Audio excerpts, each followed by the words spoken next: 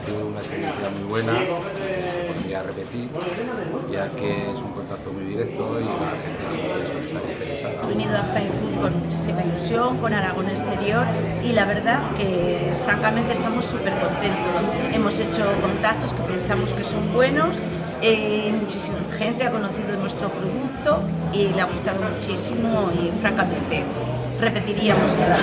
Uno de los mercados que estamos realizando y estudiando para llevar nuestros productos hacia él es el Reino Unido.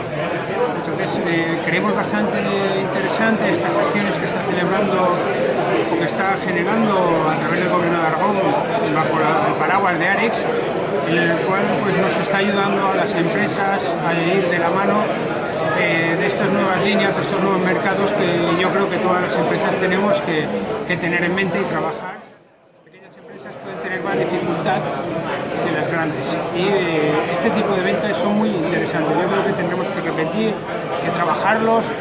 No te garantiza ningún tipo de éxito porque el éxito al fin y al cabo viene por tu trabajo, pero sí que es un apoyo muy importante.